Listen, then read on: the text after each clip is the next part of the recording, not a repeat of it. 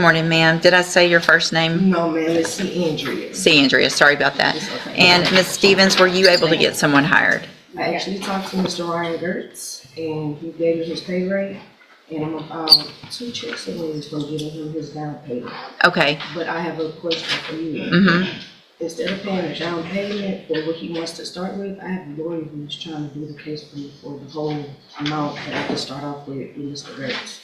And I was wondering, can I go ahead and use the lawyer I told you about the first time I used? You can use whoever you want to. You told me I had to get some more money. No, I never said that. I never would have said that. So what I might have said was that and I don't remember our conversation because I see a bunch of people every week. But I can assure you I've never told one because it would be illegal for me to tell someone they have to hire someone from a certain place. Now, hiring someone locally may be less expensive than someone coming in from Houston. Sometimes the people from Houston have issues getting here on time and things like that. I don't care who you hire. So absolutely, if there's someone that you want to hire that's more reasonably priced, as long as they're willing to come here for your court dates, that's fine with me, okay? So I'm sorry for the misunderstanding. I'll give you about 30 days to get whoever you want hired, and then bring the reset notice to whoever you hire, and they'll tell you what to do, okay? All right, step in front of the clerk. Rowan, okay. Good morning, you're Lewis Contreras? Yes, ma'am. And Mr. Contreras, did you get someone hired?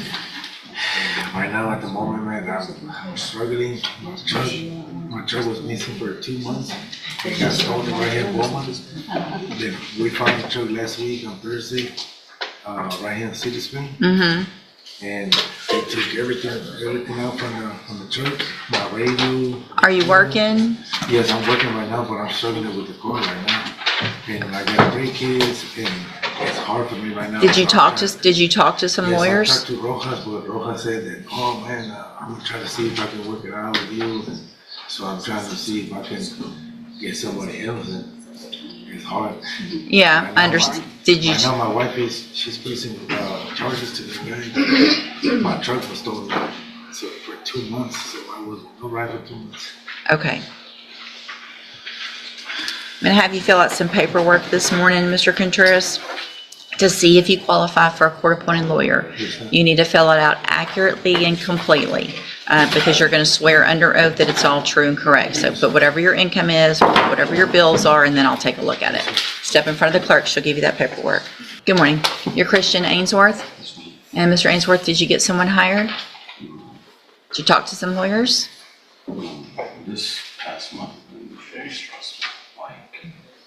Mentally, my mom just passed away yesterday. I'm very sorry. And I appreciate you being here even though that happened yesterday. So I will reset your case about 30 days. You can get past that. Call some lawyers in the meantime, okay? Once you get past funeral and whatever you're going through, talk to them, see if you can afford someone, bring me those names, and we'll discuss your options when you come back. Step in front of the clerk. Deshandra Joseph. Good morning, ma'am. You're Deshandra Joseph. Did you get someone hired? The last time I was here, I spoke to the bank, and we were having some kind of release from the IRS for releasing my taxes.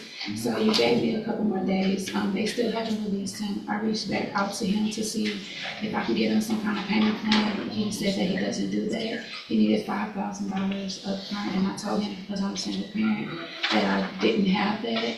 So I was trying to find people that could do down, like, payment schedules, and I just couldn't find anyone. Who else did you talk to? I talked to Brittany Holmes, and I talked to Prince.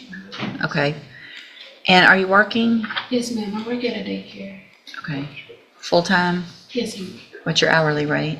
$2 an hour. Okay, I'm gonna have you fill out some paperwork this morning to see if you qualify for a court-appointed lawyer. You need to fill it out accurately and completely because you're going to swear under oath that it's all true and correct, and then I'll take a look at it. You'll step over here in front of the clerk. She'll give you that paperwork. And then don't forget to grab your stuff when you walk back. Ronald Souls. Good, sir. You Ronald Souls? Yes, ma'am. And Mr. Souls, did you get someone hired?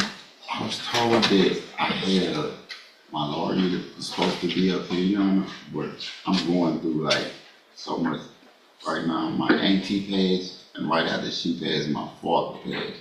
I had called the courthouse. When did that happen? My auntie passed in May. My dad passed like at the end of May. Okay, I was trying to get his obituary to bring it up here. okay. I'm Are you kinda working? like, I got laid off due to happening. Well, my auntie, she lived in Atlanta, so I had to drive my mom to Atlanta. Once I came back from Atlanta, then my father passed, then I had to tend to his funeral, and I was laid off my job. I was working at the Verge. Okay. Have you tried since then, now that all that's passed, have you tried getting another job? I'm in the process of it, but I'm trying to get a lawyer on this case right here, and I was told that I had a lawyer. So when you're in custody, you're appointed a lawyer automatically.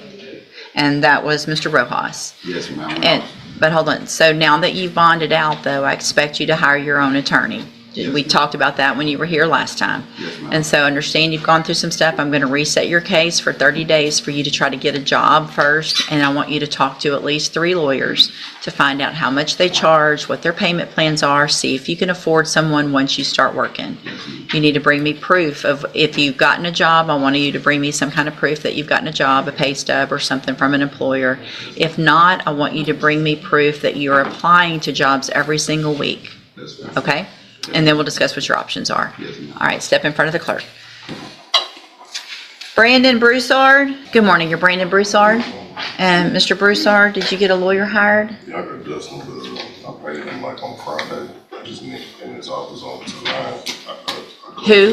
Dustin, y'all want- Okay, so you paid him Friday? Yeah, but I haven't got a chance to nobody's office to, I guess to show the proof of representing. But I'm not on the payment. Dustin. Is he on our docket today? So you actually went to his office and paid him money? No, I did online, but I text Dustin's phone. He said give him $2 grand or whatever, and then I covered it, and then like. Okay. His office opened at 9. I had to be there at 8:30. Okay, so I'm just going to reset your case a couple of weeks. As long as you get all that taken care of, that date will probably change. He'll send us the appropriate paperwork and that'll probably have a different date. If something happens though, and he doesn't tell you about a new court date or your bondsman, make sure you come back in 2 weeks, okay? You don't need to. Keep that and go do what you're supposed to with Mr. Galmore. If you'll step in front of the clerk and sign a reset, please, sir.